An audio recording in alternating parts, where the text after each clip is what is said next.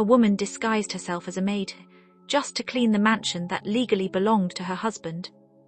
Not because she was poor, not because she needed the job, but because the man she once loved had looked into her eyes and sworn he had never met her before.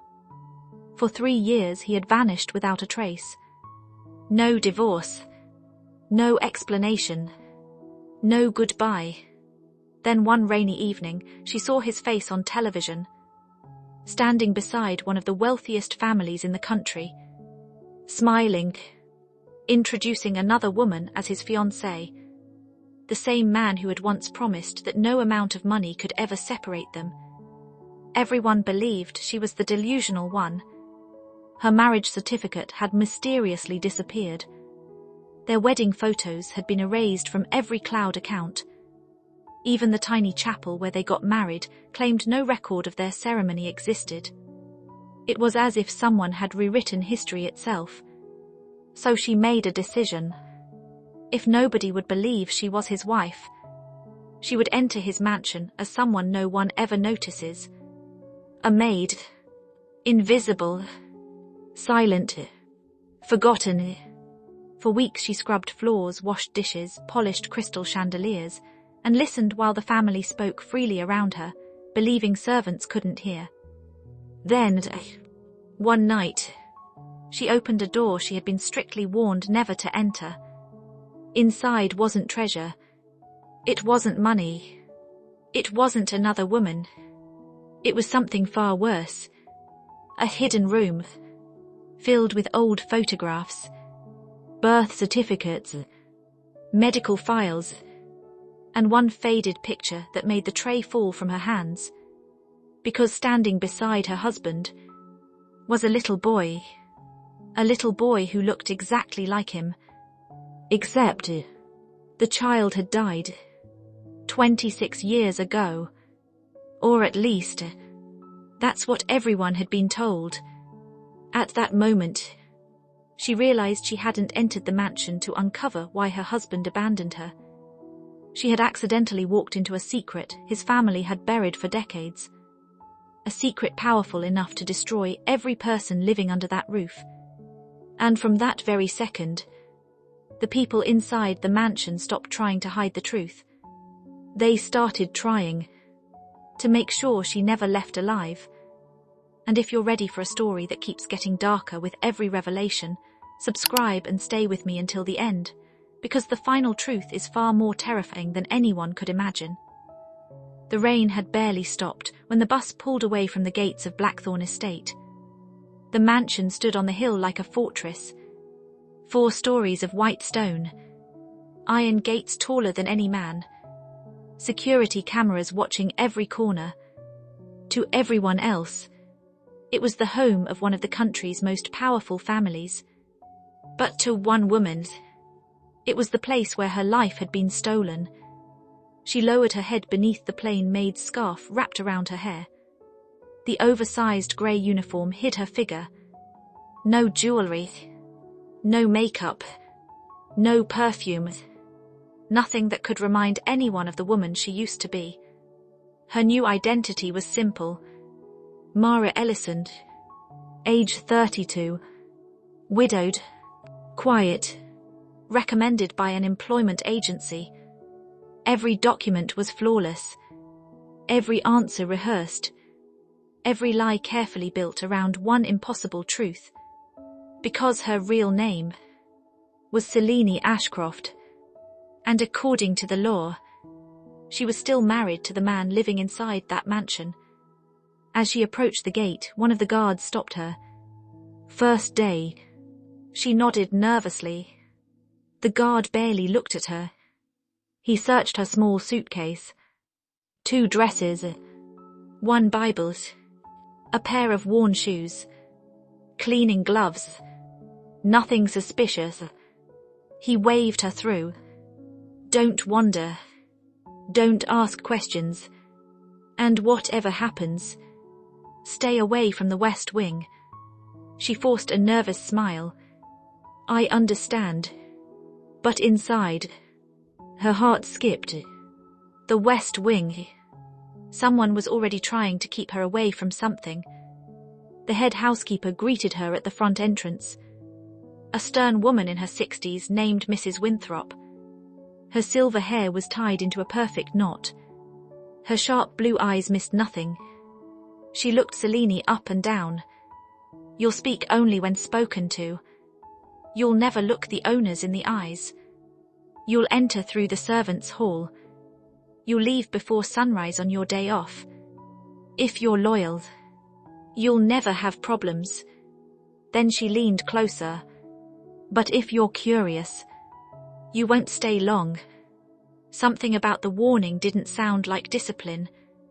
It sounded like experience.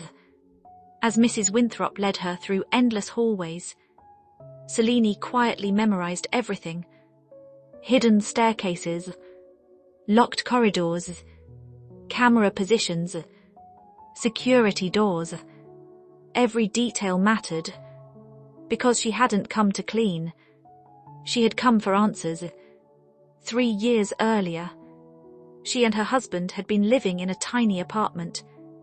They had struggled, counted coins before buying groceries, shared dreams over instant noodles.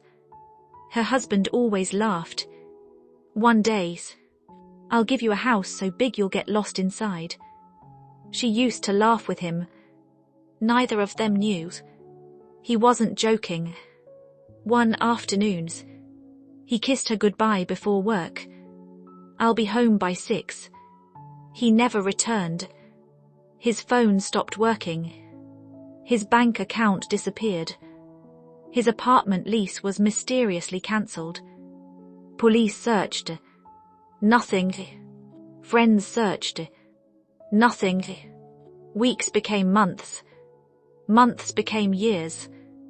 Everyone eventually whispered the same painful sentence. Move on. But Selene couldn't. Not because she was obsessed. Because something about his disappearance never made sense. He hadn't taken his passport. He hadn't touched their savings. He had even left behind the old guitar he loved more than anything. A man planning to abandon his wife doesn't leave behind the only things he truly loves. Then, 3 months ago, everything changed.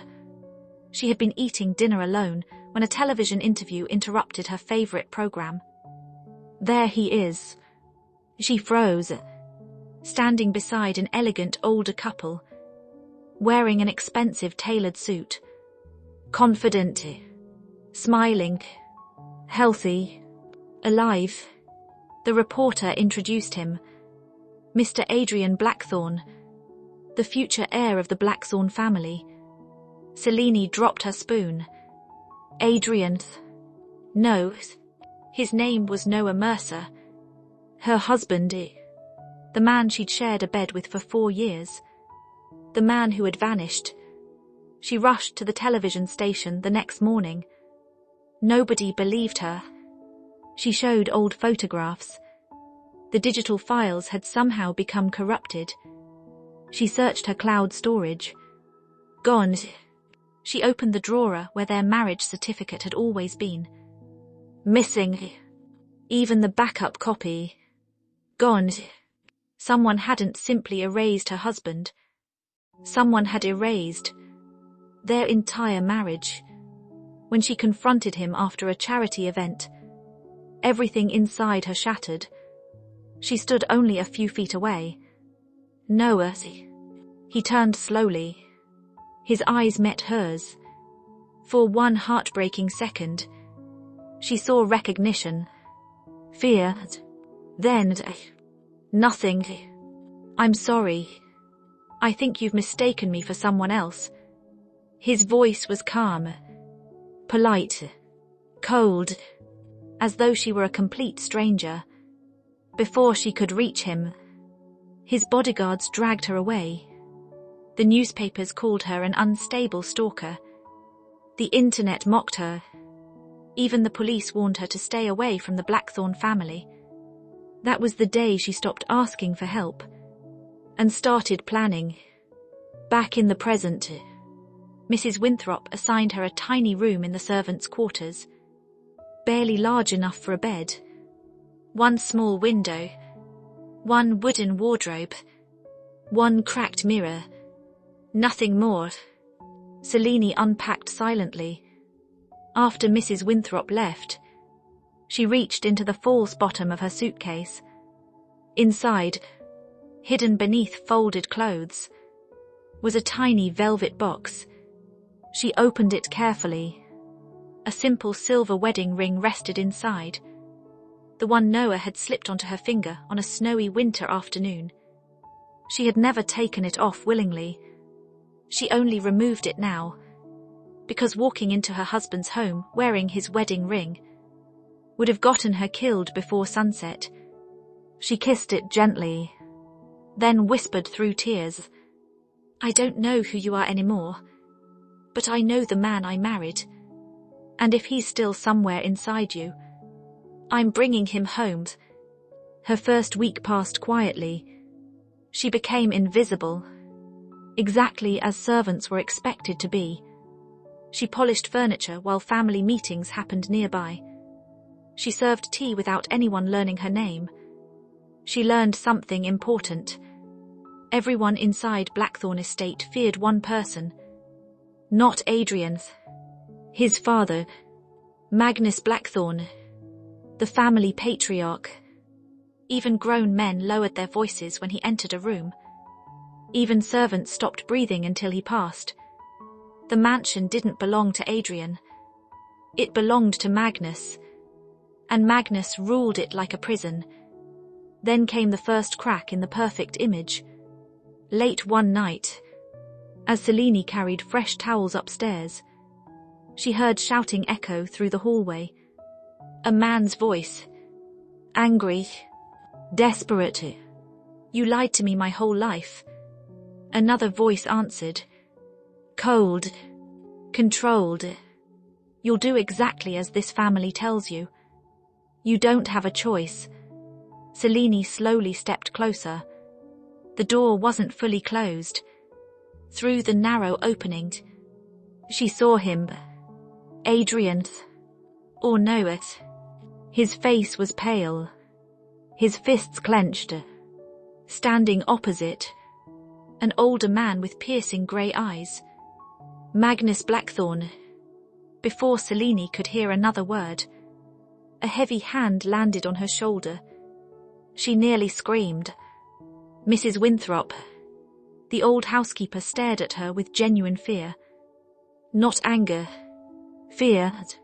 In a trembling whisper, she said, "If you value your lives, forget what you just heard." Then she pulled Selene away so quickly that the towels scattered across the polished floor. As they disappeared around the corner, neither woman noticed. The study door had quietly opened. Magnus Blackthorn stepped into the hallway. His cold eyes followed the frightened maid until she vanished from sight. Then, without saying a single word, he smiled. It wasn't the smile of a man who had missed something. It was the smile of a man who had just recognized someone he thought was already buried forever.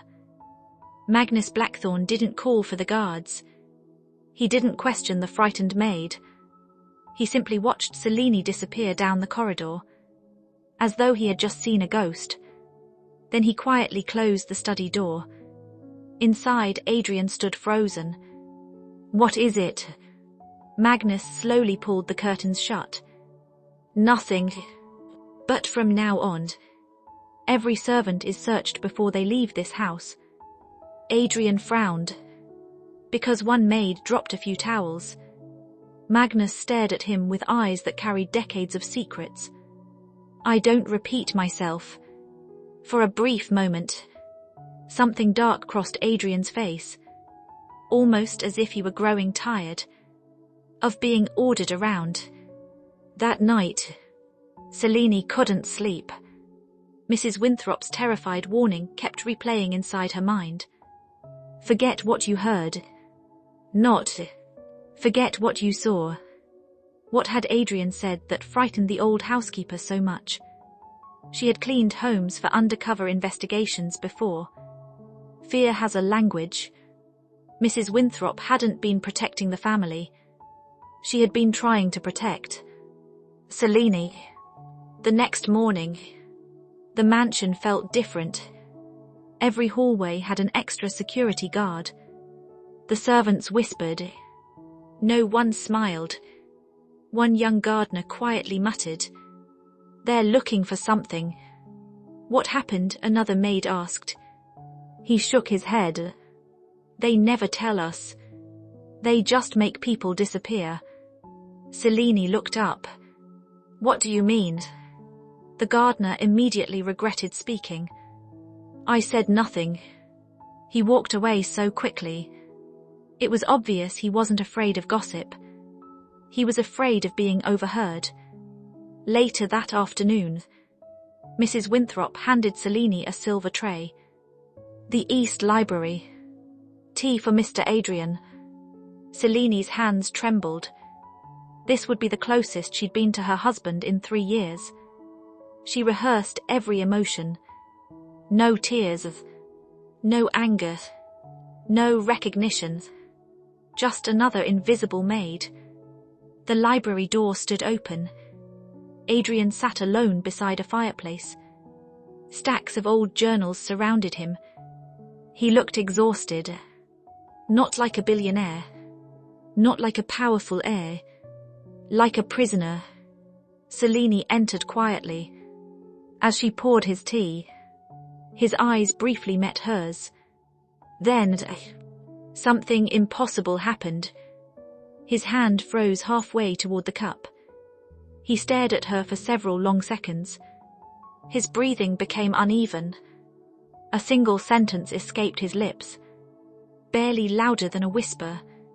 "Have we met before?" Selene's heart stopped. He remembered, even if only for a second. He remembered. Before she could answer, a loud voice echoed behind them. "Adrian." "Magnus." The old man entered without knocking. The instant Adrian turned toward him, the confusion disappeared from his face. He blinked once, then looked back at Selene, like she'd never existed. "No, I don't think so." Magnus watched the entire exchange. Every second, every heartbeat. His expression never changed. But Selene saw it.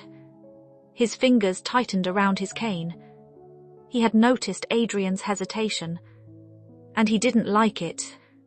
Not one bit. That evening, Selene made another discovery. While changing the linens in the guest wing, she accidentally entered the wrong hallway. Unlike the rest of the mansion, this corridor was untouched. Dust covered the floor. Portraits had been draped with white sheets. The air smelled stale, as though no one had entered for years. At the very end, she noticed a tiny wooden door. No guards, no cameras, only an old brass lock. Strange. If this place were truly abandoned, why was the lock polished? Someone was still using it. Recently, she reached for the handle. Locked. Then, she heard footsteps. Heavy, slow, coming toward her. She quickly grabbed a feather duster and pretended to clean. Magnus appeared around the corner. He stopped. His icy eyes rested on the locked door, then shifted toward Selene. "What are you doing here?" "My apologies, sir. I took the wrong hallway." Silence. Magnus walked closer. So close, she could hear his breathing. "You know," he said quietly, "curious people often mistake the wrong hallway for the last hallway they ever walk." Without another word, he continued past her. Only after he disappeared did Selene realize she had been holding her breath. That night, Someone knocked softly on her bedroom door. 3 knocks. A pause. Then one more. She opened it carefully.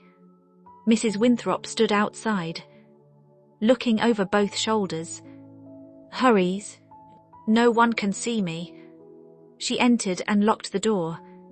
For the first time, the strict old housekeeper looked frightened. Truly frightened. She removed something from inside her apron. An old photograph. The edges were burned. Most faces had been damaged. Except 2. Selene and Noah. Taken on their wedding day. Selene gasped. Where did you get this? Mrs. Winthrop's hands trembled. I didn't. I stole it. From Magnus. Selene stared at her in disbelief. He keeps it hidden. He looks at it every single year. Nothing made sense anymore.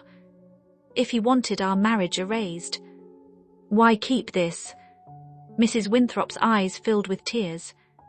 Because he doesn't erase memories. He collects them. Selene felt a chill crawl down her spine. What does that mean?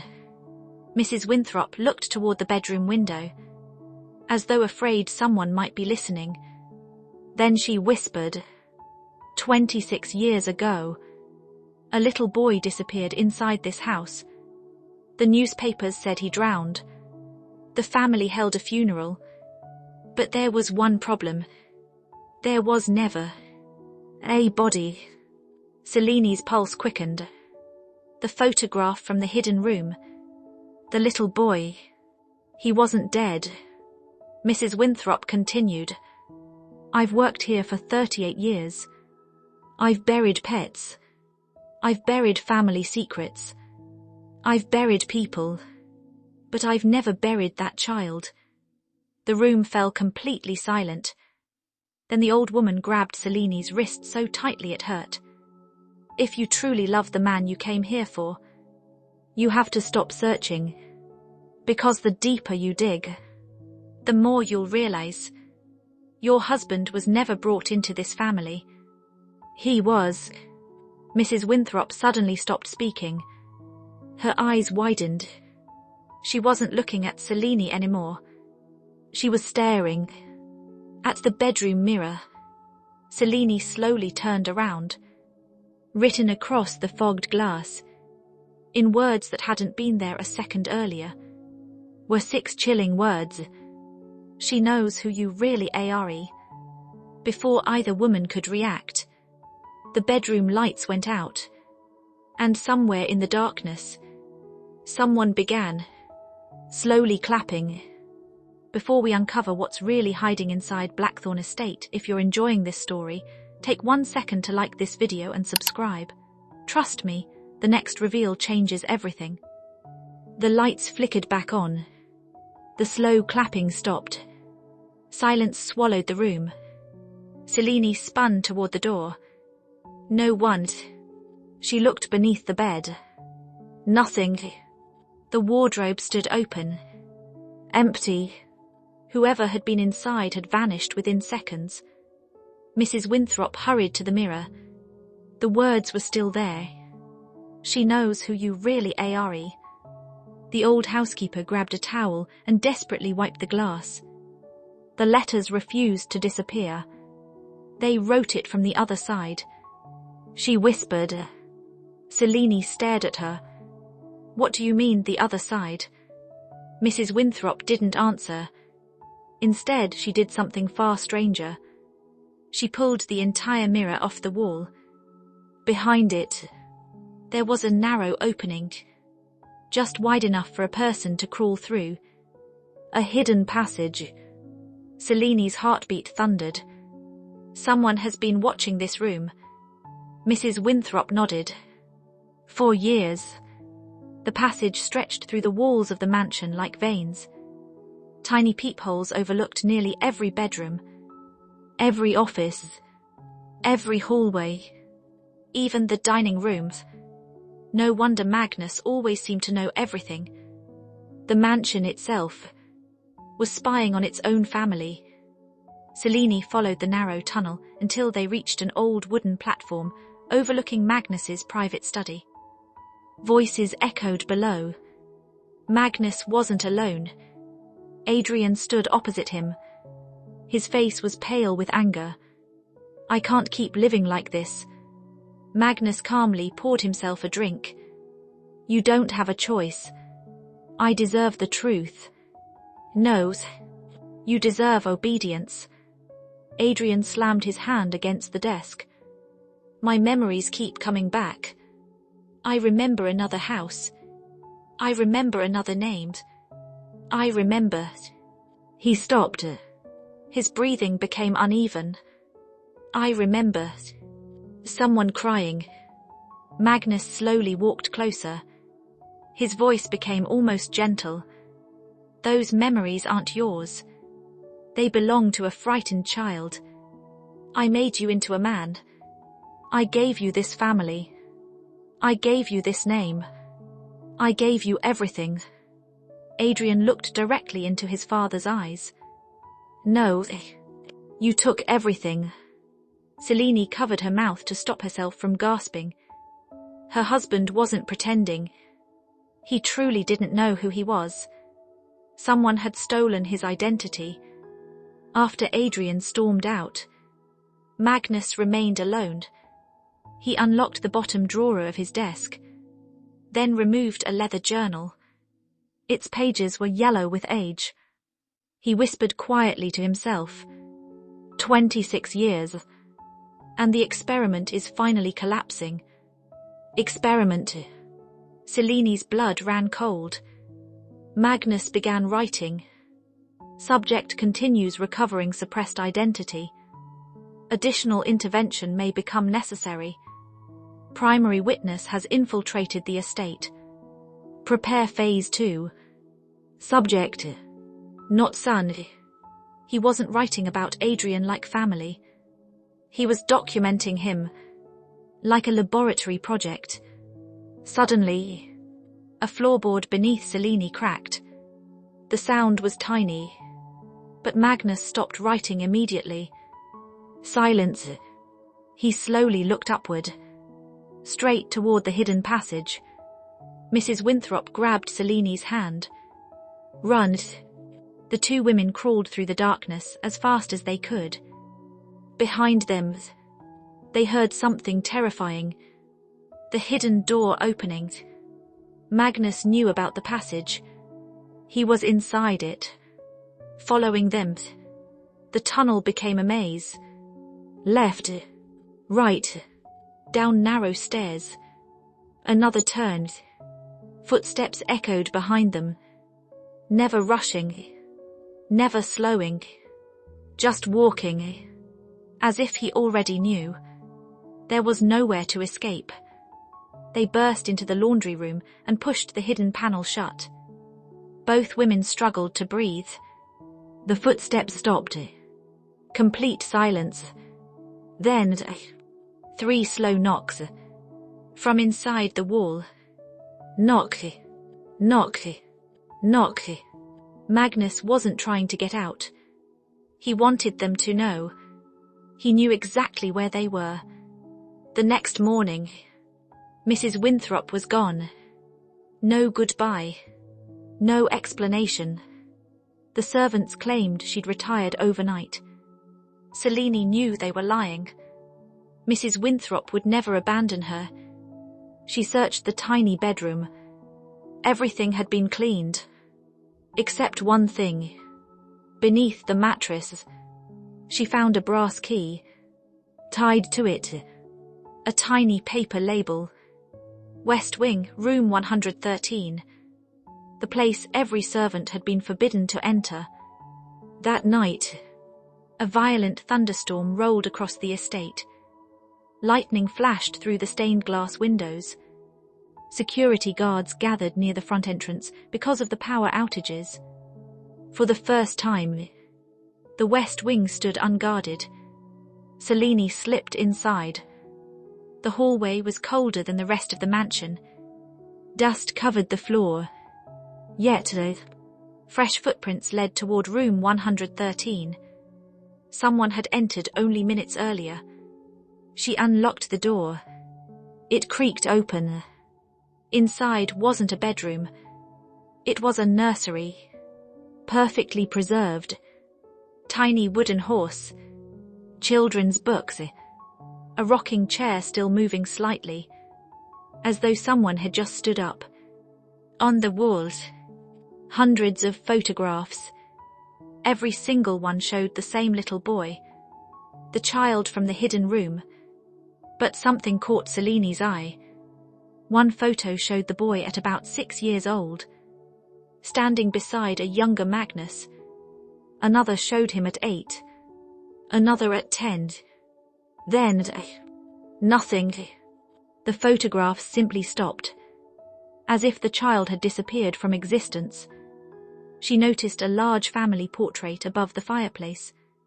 Magnus, his wife, their teenage daughter, and the little boy. The glass covering the frame had cracked directly across the boy's face. Selini reached up and removed the photograph. Behind it, another picture had been hidden. Her breath caught. It was a much older photograph. Faded, damaged, but unmistakable.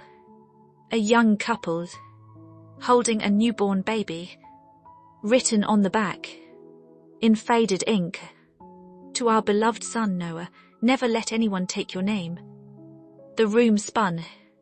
Noah, her husband, the baby in the photograph, the little boy who had supposedly died. He was Magnus Blackthorne's son. He had been someone else's child. Someone had taken him, given him a new name, an entirely new life. Every memory he'd ever had been stolen. Tears streamed down Selini's face. She finally understood why Adrian had looked at her like a stranger.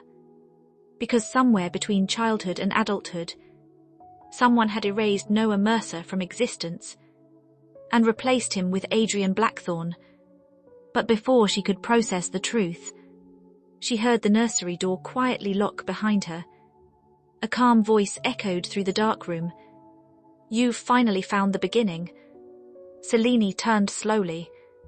Magnus stood in the doorway, holding a revolver in one hand and Mrs. Winthrop's silver cross necklace in the other. His expression was frighteningly calm. Then he smiled. "You've been asking the wrong question all along. You keep wondering why I stole your husband." He raised the necklace. "And you still haven't asked. What happened to the people who tried to stop me?" The nursery fell silent. Rain battered the windows. Lightning flashed across Magnus Blackthorne's face, revealing a smile so calm. It was more terrifying than rage. He slowly closed the nursery door behind him. The click of the lock echoed through the room. Selini backed away instinctively. Her hand tightened around the faded photograph of baby Noah. Magnus noticed it immediately. "So, you found his real beginning." He raised the revolver, not at her head, but toward the old rocking chair. One shot. Bang. The chair shattered into pieces. Selini screamed. Magnus didn't even blink. "I don't enjoy killing people. I only do it when they refuse to let the past stay buried." Selini's voice trembled. "What did you do to him?" Magnus stared at the photograph in her hands. Then, for the first time, the old man looked tired. Not guilty, not ashamed, just haunted. "You think I stole your husband? You still don't understand. I stole him because someone stole my son first." Selini frowned. "What are you talking about?" Magnus walked to the cracked family portrait hanging on the wall. His fingers rested on the shattered image of the little boy. "My son, Lucien, died in this room." The words hung in the air. No accident. No drowning. He died from a rare illness. The doctors couldn't save him. His voice became quieter. I built an empire. I could buy governments. I could buy judges. But I couldn't buy one more heartbeat for my child. For the first time, tears gathered in the old man's eyes. Selene almost felt pity. Almost. Then Magnus continued. 3 weeks after Lucian's funeral, I saw another little boy. He had the same eyes, the same smile, the same laugh. His name was Noah. Selene felt sick. Magnus opened a cabinet hidden inside the wall. Hundreds of files filled the shelves. Each one contained photographs of children, medical records, school reports, psychological evaluations. Some folders were decades old. Others were recent. Selene stared in horror. What is this? Magnus answered without emotion. My failures. I searched the world for a child that reminded me of my son. None of them were enough. Until Noah. Selene's blood ran cold. He wasn't chosen because of money. He wasn't chosen because of inheritance. He was chosen because he smiled like a dead boy. No, Selene whispered. No. Magnus slowly nodded. I took him. I changed his name. I hired specialists, doctors, neurologists, behavioral scientists. They didn't erase his memories overnight. They erased them, piece by piece, year after year, after year. Every word felt like a knife. Selene finally understood why Noah's memories came back in fragments. His mind had spent 26 years fighting to remember who he truly was. But why let him marry me? She cried. If you controlled everything, why didn't you stop us? Magnus looked away. I didn't know. Selene frowned. What? He disappeared from us. For almost 5 years. He left. He found another life. You. Selene couldn't breathe. 5 years. The exact amount of time she'd known Noah. He escaped. She whispered. Magnus nodded.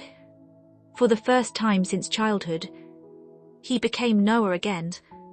He remembered enough to run. But memory is fragile. We found him. We brought him home. And we repaired what had started to heal. Selene's legs gave way. She collapsed to the floor. Noah had never abandoned her. He had escaped. He had found her, loved her, married her, built a real life with her. Then, the Blackthorns had dragged him back into the prison he'd escaped from. Suddenly, a voice echoed from the hallway. Father, Adrian. The nursery door burst open. He froze when he saw Selene, then looked at Magnus. What is this? Magnus calmly lowered the revolver. She wondered where she shouldn't. Adrian ignored him. His eyes remained fixed on Selene. The photograph in her shaking hands caught his attention. He slowly walked closer. What is that? Selene handed him the picture. He stared at the baby, then at the words written on the back. To our beloved son, Noah, never let anyone take your name. His hands began to shake violently. Noah, he whispered. My name is Noah. A sharp pain shot through his head. He staggered backward. Memories exploded inside him. A small apartment. A wedding ring. Rain. Laughter. Selene. He grabbed his temples. I remember. Magnus stepped forward immediately. No, you remember nothing. But this time, Adrian didn't listen. He looked at Selene. Really looked at her. His eyes filled with tears. His lips trembled. Then, he whispered the exact words he'd said on their wedding night. If we ever lose everything, we'll still have each other. Selene broke down sobbing. Only Noah knew those words. No one else. He remembered. After 3 years, he finally remembered. She ran toward him. He embraced her. The two of them held each other as years of pain poured out in tears. For one beautiful moment, nothing else existed. Until, bang, the gunshot echoed through the nursery. Selene felt Noah's body jerk violently. Warm blood splashed across her hands. Her heart stopped. Noah. He collapsed into her arms. Behind them, Magnus still held the smoking revolver. His voice was calm, almost fatherly. I warned you. I already lost one son. I refuse to lose him again. Then he calmly pressed a hidden button beneath the fireplace. A loud mechanical rumble shook the nursery. The floor beneath Selene and Noah suddenly split apart. She screamed as both of them plunged into complete darkness. The trapdoor slammed shut above them. The last thing Selene saw was Magnus standing over the opening, looking down at them. Then he uttered 7 words that made her blood freeze. Welcome to where the real bodies are buried. The fall seemed endless. Selene wrapped herself around Noah as they plunged through the darkness. Then, crash, they landed on damp earth. For several seconds, neither of them moved. The only sound was Noah's painful breathing. The bullet had torn through his shoulder, missing his heart by inches. He was alive. Barely. Selene ripped part of her maid's uniform and pressed it against the wound. Stay with me. His eyes struggled to focus. For the first time in years, he looked at her with complete recognition. Selene. His voice cracked. I'm so sorry. She burst into tears. No, you never left me. They stole you. Noah gently reached for her face. I tried to remember. Every night, I dreamed about you. But every morning, someone convinced me you weren't real.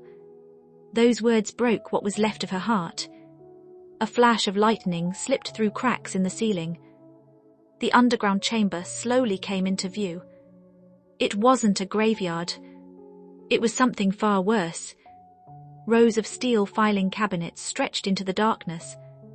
Shelves lined with videotapes, medical journals, tape recorders, photographs, thousands of them. Children, families, names, dates. Each cabinet represented a different life, a different identity. Selene whispered, My God, this wasn't about Noah. Noah looked around in horror. It never was. Magnus hadn't created a prison for one child. He had spent decades trying to replace his dead son over and over again. Every failed attempt had been documented. Every stolen life preserved like a trophy. Then Selene noticed a light still glowing inside an old office. She stepped inside. On the desk sat a film projector. A tape had already been loaded. Beside it, a handwritten note. If you have found this, MAGNUS is already too late. She exchanged a glance with Noah, then pressed play. The projector rattled to life. An elderly woman appeared on the screen. Elegant, kind. Her face resembled the woman in the old family portrait. Magnus's late wife. Her voice trembled. "My name is Elena Blackthorne. If you're watching this, my husband has finally failed." Celine's pulse quickened. Elena continued. "Our son Lucian died, and my husband lost his mind. I begged him to grieve. He chose obsession instead. He believed another child could become Lucian. I tried to stop him. I contacted the authorities. But Magnus owned everyone. Judges, doctors, politicians. When I threatened to expose him, he locked me inside this house." Tears rolled down Elena's face. "To whoever finds Noah, I'm sorry. I couldn't save him. But I hid every piece of evidence I could. The entire truth is beneath my portrait in the main ballroom." The recording suddenly distorted. Elena looked directly into the camera. "Magnus, if you're watching this, I forgive you. But our son would never forgive what you've become." The film ended. Silence. Noah sank to his knees. He had spent years believing Elena was just another distant family memory. Now he realized she had been the only person who had ever tried to save him. Suddenly, a loud explosion shook the underground chamber. Dust rained from the ceiling. Another explosion. Noah looked upward. "He's destroying the evidence." Magnus wasn't running. He was erasing his life's work. The two of them followed an old service tunnel Elena had marked on a faded blueprint. It led directly beneath the ballroom. When they reached the staircase, voices echoed above. Police. Dozens of them. Someone had already called them. But who? Selene pushed open the hidden panel beneath Elena's portrait. The ballroom doors burst open at the same time. Detectives flooded the mansion. Magnus stood alone in the center of the room, perfectly calm, as though he had been waiting. The lead detective aimed his weapon. "Magnus Blackthorne, step away from the fireplace." Magnus smiled. "You finally came." The detective frowned. "What?" Magnus slowly raised both hands. "I've spent 26 years building the perfect lie. I'm tired." Noah stepped into the ballroom. Every officer turned toward him. Magnus looked at Noah one final time. Their eyes met. The old man spoke softly. "I never hated you. I only hated losing my son." Noah answered through tears. "And because of that, you destroyed hundreds of families." Magnus closed his eyes. For the first time, he had no reply. The detectives arrested him without resistance. Weeks later, the investigation uncovered everything. The underground archives, the journals, the recordings, the hidden surveillance passages, the false identities, the psychological conditioning. The evidence reached far beyond Blackthorne Estate. Doctors, lawyers, officials, and employees who had enabled the crimes were exposed one after another. The estate was seized. The hidden chambers were sealed. And dozens of families finally learned what had happened to loved ones they had searched for over the years. Months passed. Noah's shoulder healed. His memories didn't return all at once.